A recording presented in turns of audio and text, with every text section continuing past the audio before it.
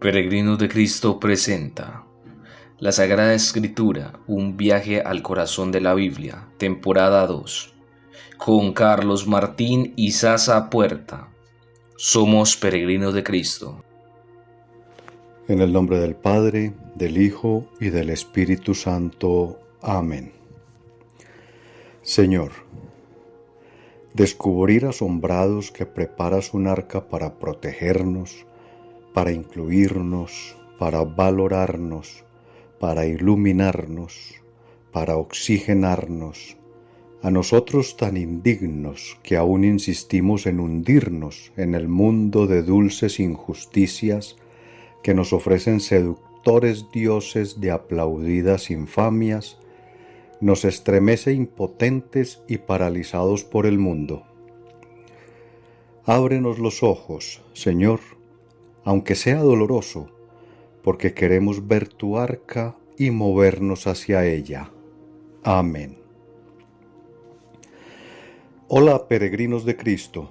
Sean todos, como siempre, bienvenidos a nuestro encuentro semanal con la Sagrada Escritura para continuar nuestro viaje al corazón de la Biblia en el Antiguo Testamento.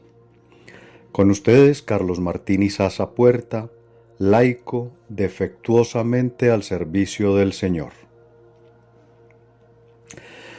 Bueno, en nuestro encuentro anterior terminé dejándoles la inquietud e invitación a perder el miedo de acercarse a la Biblia y a hacer el ejercicio hermenéutico de dialogar con Dios a través de ella.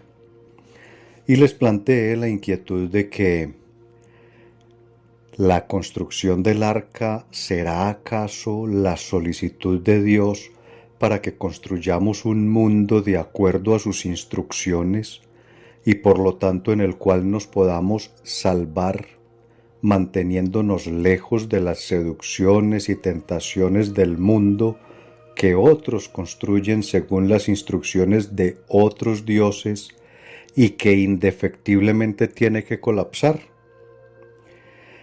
Y si es así, entonces ¿se tratará de una nueva creación o será tal vez una recreación o quizá un volver a la creación original? ¿Qué habrán respondido ustedes, los peregrinos de Cristo? ¿Si habrán hecho el ejercicio? ¿Si habrán dialogado con la palabra de Dios? Ustedes, los reales Noé de hoy, como lo hacía el imaginario Noé bíblico. Bueno, ya en un momento entraremos en ese tema. Por ahora les recuerdo que habíamos concluido que la violencia en la cual se encontraba y se encuentra hoy el mundo se debía y se debe a la perversión del querer ser y del querer tener más que los demás.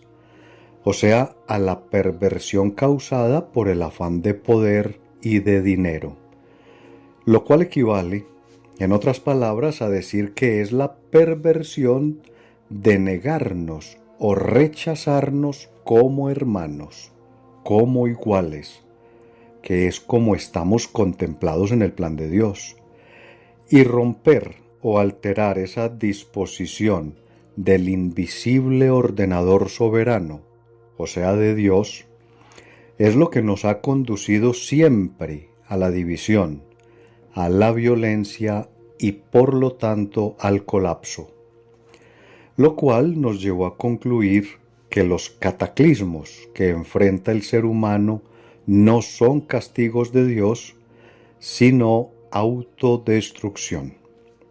Pues recordemos que también aprendimos que Dios es un Dios de vida y no de muerte, que el Creador no descrea. Y también nos habíamos encontrado con un hermoso diálogo antropomórfico y antropopático entre Dios y Noé. O sea, entre Dios y nosotros. ¿O qué dicen ustedes?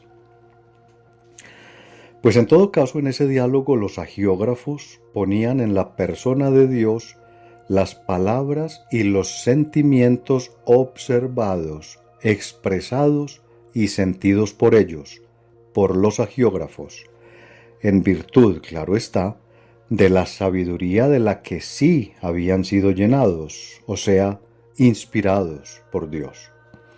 Y habíamos terminado dejando el dulce sabor de la expectativa de un feliz plan de rescate por parte de Dios para que pudiéramos salir de ese mundo de ambición y codicia y así poder revertir nuestro colapso en la perdición, para la cual aprendimos que Dios nos concede un tiempo indeterminado y que fue representado simbólicamente en el texto bíblico con 120 años.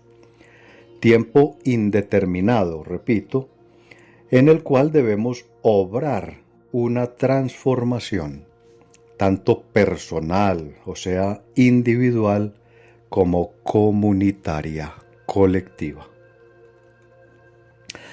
Ahora entonces prosigamos con nuestra meditación sobre la misma lectura del libro del Génesis que estamos viendo desde nuestro encuentro anterior en el capítulo 6 y de nuevo los versículos del 14 al 17. Del libro del Génesis. Constrúyete un arca de madera resinosa, divídela en compartimientos y recúbrela con betún por dentro y por fuera. Deberás hacerla así. El arca tendrá 150 metros de largo, 30 de ancho y 15 de alto. También le harás un tragaluz y lo terminarás a medio metro de la parte superior. Pondrás la puerta al costado del arca y harás un primero, un segundo y un tercer piso. Yo voy a enviar a la tierra las aguas del diluvio para destruir completamente a todos los seres que tienen un aliento de vida. Todo lo que hay en la tierra perecerá. Palabra de Dios. Te alabamos, Señor. Bueno, antes de empezar, los saco de la duda con respecto a las preguntas pendientes de nuestro encuentro anterior. En primer lugar, la construcción del arca sí simboliza la solicitud de Dios para que construyamos un mundo de acuerdo a las instrucciones suyas. Y por lo tanto, en segundo lugar, no es ni una nueva creación ni una recreación, sino una clarísima invitación a volver a la creación original de Dios. Algo muy similar, y espero que lo recuerden, a lo que ya nos habían planteado los agiógrafos, y ya lo habíamos estudiado muy bien, como castigo para nosotros a través de los personajes ficticios de Adán y Eva luego de su caída en el paraíso.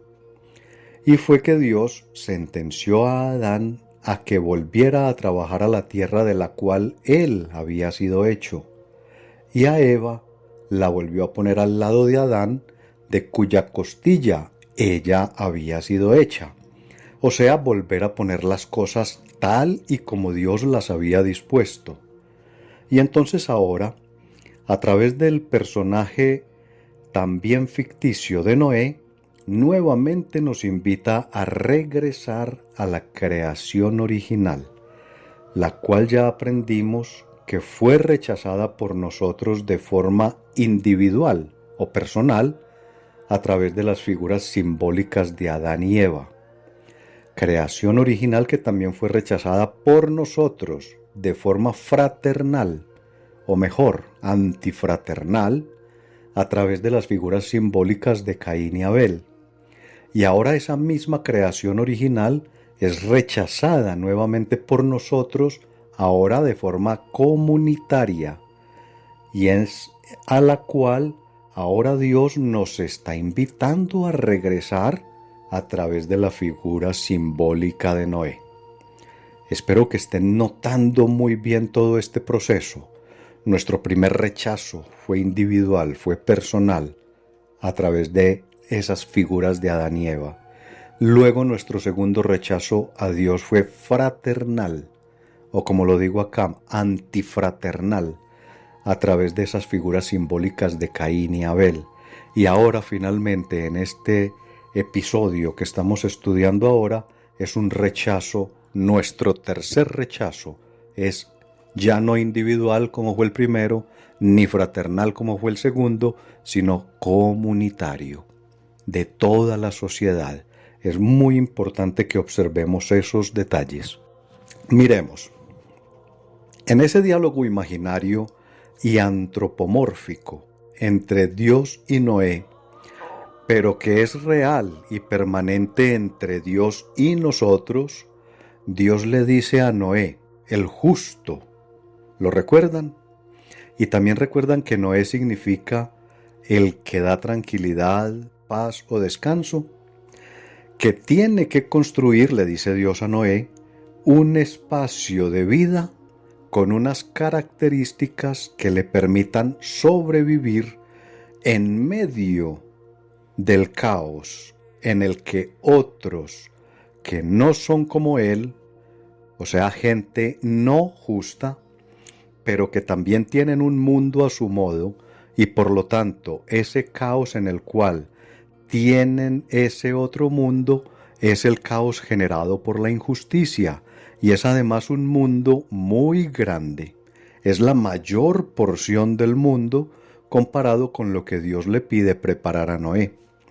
Y esto ya nos está dando una información un poco desalentadora, pues nos está informando que el mundo de lo correcto, de lo vertical, de lo justo, no es buscado por las mayorías, por las masas, sino que por el contrario es apetecido por minorías, aunque lo correcto y lo que nos quiere mostrar la Biblia es que, aunque son minorías, en realidad no es un grupo pequeño, sino selecto.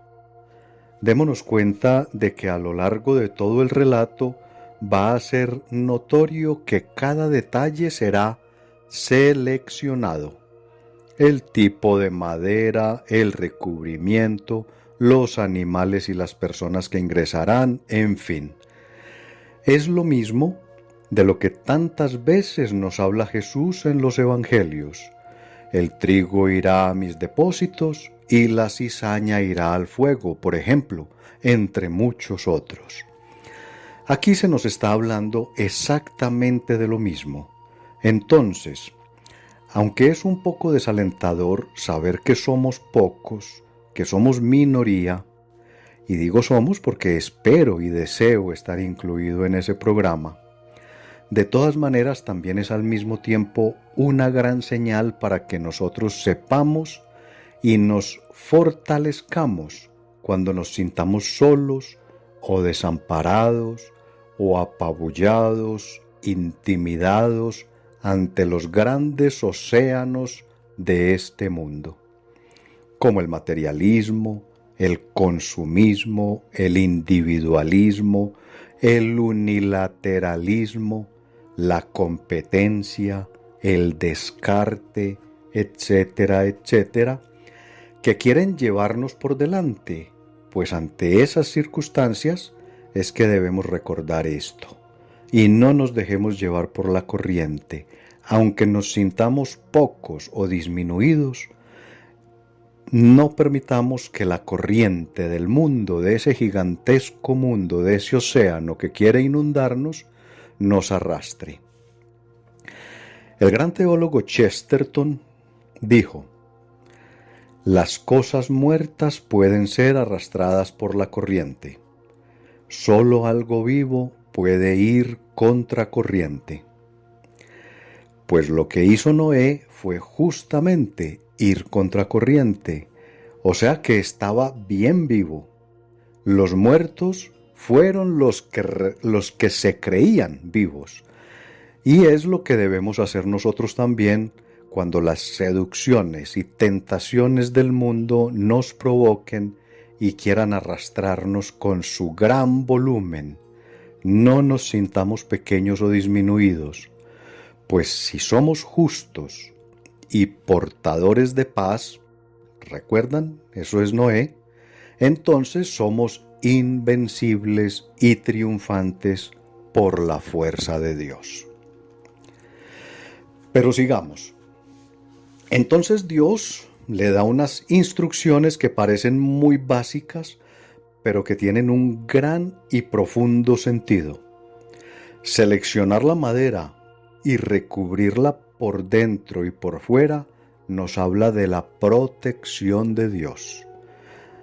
Hacer compartimientos nos habla del respeto por la individualidad y del espacio que todos los seres tenemos en los planes y en los brazos de Dios, donde cabemos todos. Las dimensiones nos hablan de estabilidad. Nada que esté hecho con esas medidas puede voltearse, puede ser tambaleado como sea, pero no será abatido. De manera que por más que nos zarandeen, mientras estemos dentro del espacio de la justicia de Dios, no seremos jamás derribados. Ese es el signo que quiere transmitirnos esas medidas de las cuales nos habla el texto. El tragaluz garantiza la iluminación para que podamos ver. Dios insiste mucho en el ver. Por ejemplo, el plan programático de Jesús que encontramos en Lucas 4:18 y que fue profetizado por Isaías en el capítulo 61, versículo 1, incluye anunciar la vista a los ciegos. De manera que ver es importantísimo para Dios y ese es uno de los signos que nos transmite con ese tragaluz que en el diálogo imaginario le está pidiendo a Noé que construya, según nos lo transmiten los hagiógrafos, los escritores sagrados. Y además de iluminación, el tragaluz garantiza también la ventilación, el aire para vivir. Y el aire también simboliza el soplo de vida, o en griego el neuma, o en hebreo el ruaj, o en latín el espíritu, o en español el espíritu. Eso es lo que simboliza el tragaluz, la presencia de la luz para que veamos y la presencia del espíritu, del aire, permite que entren el aire y la luz. La puerta, pues obviamente es lo que nos permite libremente entrar en los brazos del Señor de la verdad y de la justicia que nos protegerán y luego salir hacia el paraíso. Y los 3 pisos, creo que ya eso lo podemos leer solitos, pues ya sabemos de sobra que el número 3 representa el tiempo, pasado, presente y futuro. Y eso no podemos olvidarlo, pues allí en la vida, en el mundo, estamos con todo lo ya vivido, viviendo en el hoy y confiando en la promesa de eternidad de Dios para el mañana. De manera que Dios es claro en decirnos que de esos 3 pisos de nuestra vida no podemos huir. Así que, como podemos ver, todos estos elementos, todo es profundamente simbólico y con un sentido poderosamente inspirador. No son aspectos meramente literarios ideados por los escritores sagrados, no. Es ahí donde encontramos la inspiración de Dios en esos escritores sagrados, en esa profundidad simbólica y en ese poder inspirador de transmitirnos a través de esos símbolos unas riquezas profundísimas que es necesario que comprendamos. Y terminan diciéndonos los agiógrafos en el versículo 17 que Dios destruirá la tierra, lo cual ya tenemos clarísimo que hace parte solo de los sentimientos de los agiógrafos, puesto que Dios no es un Dios de muerte, el Creador no descrea, como ya lo hemos dicho en varias ocasiones. Entonces, repito para que nos quede bien claro, que se trata de la observación hecha por los agiógrafos según la sabiduría que les fue inspirada por Dios, la cual les permitió darse cuenta, y es lo que nos transmiten, que de seguir el ser humano comportándose como se comportaba y como nos seguimos comportando hoy por hoy, necesariamente tenía y tiene que colapsar. Todos sabemos perfectamente que en este momento estamos al borde ya de llegar al límite del punto de no regreso en la destrucción del planeta. No crean que es muy distinto nuestro hoy a aquel ayer que nos quieren transmitir los escritores sagrados. De manera que eso es exactamente lo que nos quieren transmitir estos agiógrafos. No puede haber otro destino ante tal capacidad de injusticia y maldad que tenían y que seguimos teniendo. Y como ya lo mencionamos también, esos agiógrafos que conocían a la perfección a aquellos pueblos de aquellas regiones en las cuales surge toda esta riqueza sapiencial, sociológica, literaria, humanística, impresionante, pero sobre todo sagrada, sabían muy bien cuán temor le tenían todas esas culturas a las grandes masas de agua. De hecho, son muchísimos los relatos sobre diluvios existentes en toda aquella región, y por eso, como ya lo he dicho en repetidas ocasiones, y ya ustedes estoy seguro que lo saben muy bien, es que los agiógrafos utilizan la figura del diluvio simbolizando al gran enemigo que puede aplastarnos, pero al cual tenemos que enfrentar y vencer si es que queremos llegar a la meta prometida, si es que queremos recibir el premio de la eternidad en el paraíso prometido, ya que de la única manera que podrá suceder lo que nos dicen los agiógrafos al final del versículo 17, o sea, que todo lo que hay en la tierra, y se entiende que se trata de lo malo que hay en la tierra, perecerá, es única y exclusivamente porque nosotros renunciemos a esa maldad y no porque la maldad vaya a desaparecer como por arte de magia. Espero haberme hecho entender. La maldad no desaparecerá. Lo que desaparecerá será nuestro deseo de acceder a la maldad, pero la maldad estará siempre presente. Espero que quede claro. Y termino solamente dándoles 2 o 3 daticos que seguramente serán muy incómodos para aquellos que prefieren creer literalmente estos relatos sagrados. Por ejemplo, ¿cómo entender a un Dios que creemos que es amor, pero que no tiene ningún problema en asesinar a un montón de inocentes, como son los bebés, por ejemplo? En ese diluvio seguramente irían a morir una cantidad de bebés que eran inocentes, que no tenían nada que ver en el tema de la maldad. De manera que, ¿cómo podemos entender a ese Dios? ¿Cómo hicieron para construir semejante obra de alta ingeniería naval con todo lo que implica? O sea, es que construir un arca de esas dimensiones sigue siendo difícil hoy en día. Se requieren de unos conocimientos y de unos equipos de ingeniería naval impresionantes. armazones, andamios, grúas, herramientas, ingenieros, electricistas, matemáticos, una cantidad de cosas. ¿Y cómo vamos nosotros a creer que eso solo lo hicieron 4 personas? Noé y sus 3 hijos. Eso es imposible.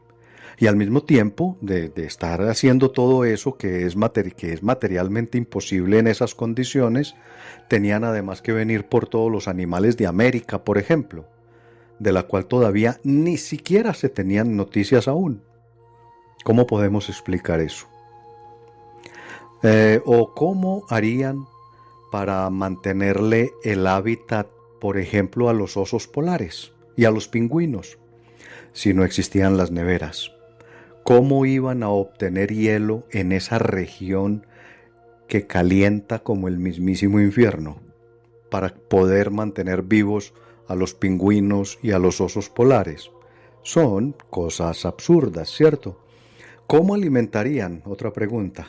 ¿Cómo alimentarían a los animales que se alimentan de otros animales, sabiendo que no podían subir sino una pareja de esos animales que los otros animales tienen que comer? Si se los comen en el primer desayuno, ya se quedan sin almuerzo, ¿cierto? Son todas una cantidad de cuestiones que nos tienen que llevar a nosotros, que recibimos por ser imagen y semejanza de Dios, recibimos su inteligencia. Dios nos compartió, Dios nos comunicó su inteligencia a través de esa gracia de la imagen y semejanza. Entonces nosotros tenemos que saber que estos relatos son alegóricos, no son históricos. Es la razón por la cual estamos tratando de hacer todo este estudio desde una óptica crítica, haciendo una lectura crítica, siempre acompañados, guiados, o mejor, tomados de la mano de la Iglesia, ¿cierto? Pero haciendo una lectura crítica, como les digo, que nos lleve a comprender, a salirnos mejor de la literalidad que nos va a conducir hacia el fanatismo y más bien acogernos a la profundidad, al sentido profundo que nos ofrecen estos relatos. En fin, estas son solamente algunas curiosidades que planteo para que superemos la literalidad de estos hermosísimos, riquísimos y sabios relatos, porque la literalidad solamente los empobrece, los daña y no permite encontrar la verdadera riqueza de Dios en ellos. Además de que la literalidad nos convierte en fanáticos y en fundamentalistas, como ya lo dije hace un momento. Por lo tanto, invito a esas personas que siguen recalcitrantemente amarradas a la letra a que se dejen encontrar mejor por el Espíritu, pues el Espíritu es superior a la letra. Entonces, hoy, aunque ya un poco más preparados para construir nuestra arca, sabiendo que Dios nos protege, nos incluye, nos ilumina, nos oxigena, tiene siempre abiertas para nosotros sus puertas y nos acepta con nuestro pasado para llevarnos hoy a la eternidad, pero además fuertemente seducidos por los dioses de este mundo de placeres, poder y riquezas de allá afuera, nosotros, los peregrinos de Cristo, nos encontraremos de nuevo aquí en una semana para aprender a subir al arca y para seguir descubriendo qué más misterios tiene Dios para revelarnos. Hasta entonces, peregrinos de Cristo, gloria al Padre, gloria al Hijo y gloria